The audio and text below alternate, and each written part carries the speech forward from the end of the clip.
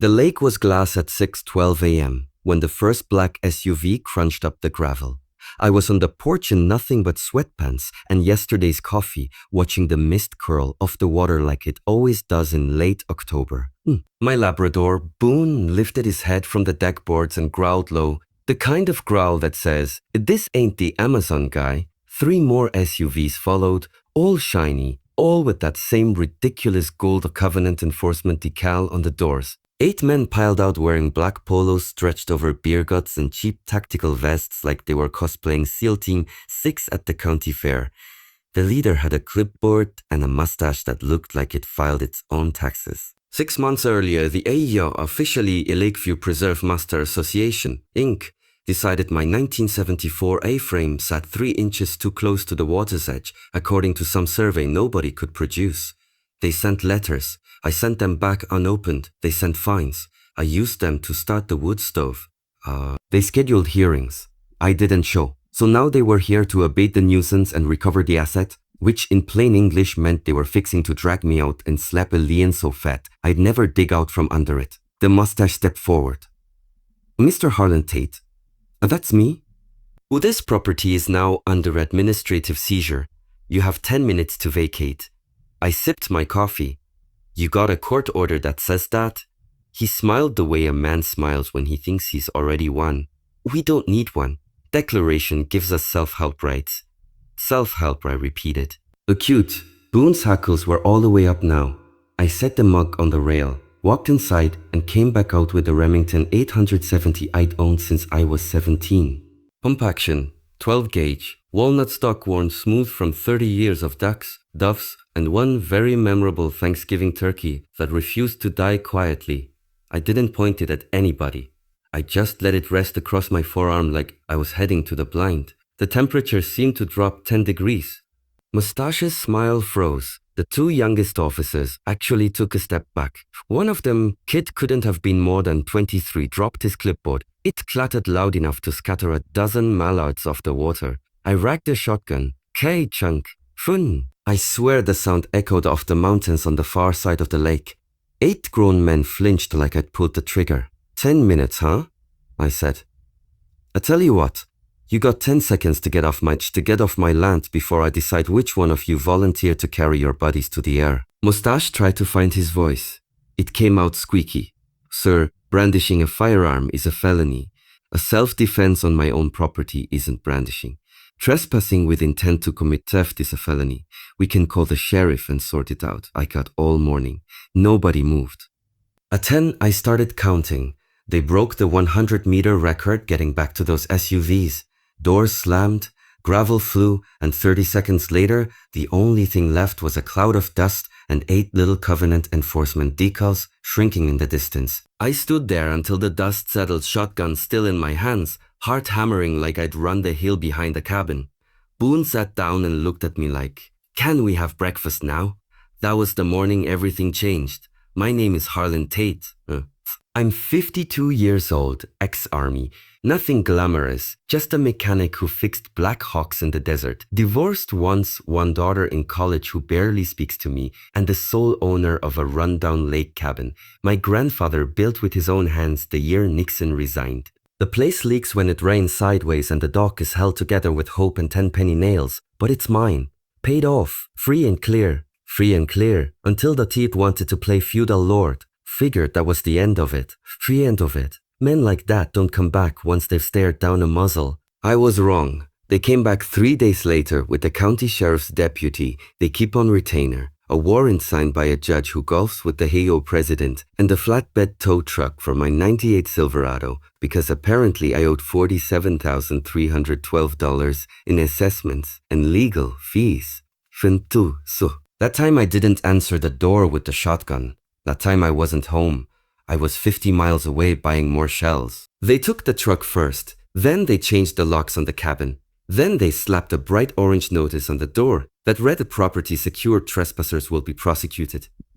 I found out when my buddy Ray called me from the marina. Yeah, Ray sells bait and beer and has hated the HOA since they tried to make him put life jackets on the minnow buckets. "Harlan, brother, you better get up here. They got your place locked down like Fort Knox, and there's a for sale sign already in the yard. I was loading $0 into bandoliers when he called. I finished threw the duffel in the Jeep and drove north doing 90 on the back roads. It was dusk when I rolled in. The new lock was one of those realtor boxes with a keypad. The for sale sign had a smiling realtor named Courtney and a price tag of $1.02 million, roughly 4 times what the place had ever been worth. My grandfather's hand-carved Tate's Landing sign was in the firewood pile. Something inside me snapped clean in two. I didn't kick the door. I didn't need to. I still had a key to the crawlspace hatch nobody knew about. 20 minutes later, I was inside my own house, sitting in the dark, shotgun across my lap, Boone's head on my knee like old times. That's when I started planning, not revenge.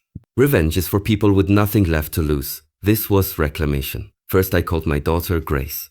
She's 20, pre-law, thinks her old man is a dinosaur. I told her everything. For once she didn't hang up. Daddy, she said, voice shaking, don't do anything that gets you killed. But if you're going to fight, fight smart. Smart meant lawyers, cameras, and the one thing the HOA never expected, sunlight. Over the next 6 weeks I became a ghost around the lake. I slept in hunting cabins on friends' couches, once in the Jeep with the seat reclined and Boone snoring in the back. Every day I documented everything. Drone footage of their security patrols, audio recordings of them bragging at the clubhouse about how many homes they'd flipped. Copies of the original plat map showing my cabin was grandfathered in decades before the HOA even existed. Grace's law professor took the case pro bono. We filed in federal court, civil rights violation, abuse of process, the works. But courts move like molasses in January, and winter was coming. I wasn't about to let strangers spend Christmas in my family's home, so on the night of December 22nd, with 6 inches of fresh snow on the ground and the temperature dropping like a rock, I came home for good. Fate. I waited until 2 a.m. The HOA had hired a private security company now. 2 guys in a pickup doing loops every hour. I knew their route. I waited until they passed, then walked straight up the driveway in plain sight. Snow muffled everything. Boone trotted beside me like we were just coming home from ice fishing. The new deadbolt was heavy duty.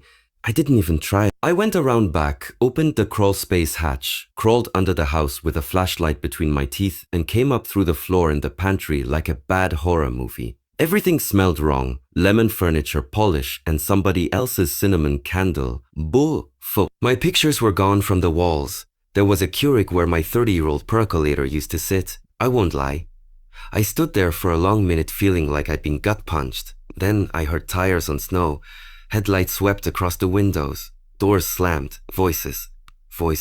Told you we should have put cameras inside. Relax. Old man's probably freezing in a ditch somewhere. I stepped out of the pantry with the 870 at high ready. 3 men in the living room. Same black polos. Same rented authority. The one in front had a pistol on his hip. He clearly didn't know how to use. I didn't say a word. I just racked the shotgun. Ka-chunk. You'd have thought I fired it. The one with the pistol fumbled so bad he dropped it on my hardwood floor. The second guy actually screamed. A high, thin sound that would have been funny if it wasn't 2 in the morning. And my life wasn't on the line. On the ground, I said quietly. And now, they hit the floor like they'd been practicing. Boone sat in the doorway and growled for effect. I zip-tied their wrists with the ties I'd bought for Christmas lights. Then I called the sheriff's department, the real one, not the deputy in their pocket, and told the dispatcher I was holding 3 trespassers in my residence. While we waited, I made coffee, in my percolator, the old way. 40 minutes later, the county Mounties showed up, saw the orange seizure notice, saw my deed, saw the federal injunction Grace's professor had filed that afternoon, and suddenly nobody was quite sure who was under arrest. The security guys spent the night in county lockup. The HOA emergency board meeting the next morning was apparently legendary. By noon on December 23rd, the for sale sign was gone, my truck was back in the driveway, and the association's attorney was begging for a settlement. I told them I'd think about it. Christmas Eve, I sat on my porch with Boone, a cup of coffee, and the Remington across my lap just in case anybody else got ideas. Snow was falling soft and thick. The lake was frozen solid for the first time in 8 years. Grace pulled in around dusk with her girlfriend and a trunk full of presents. Oh goddamn, Dick. She hugged me so hard I thought my ribs would crack. Daddy, she whispered, you scared the hell out of me. I know, baby, but I'm home now. We ate prime rib cooked on the old wood stove, drank too much bourbon, and watched the snow pile up. At midnight, I stepped outside to throw another log on the fire. In the distance, I heard an engine start, then fade away toward the main road. Whoever it was, they weren't coming back. I rested the 870 against the porch rail, looked out over the frozen lake that had belonged to my family for 50 years, and finally, let myself breathe. Sometimes the only thing standing between a man and losing everything is 12 gauge of cold steel and the willingness to use it. Sometimes that's enough. Merry Christmas, Lakeview Preserve Master Association. This cabin ain't for sale.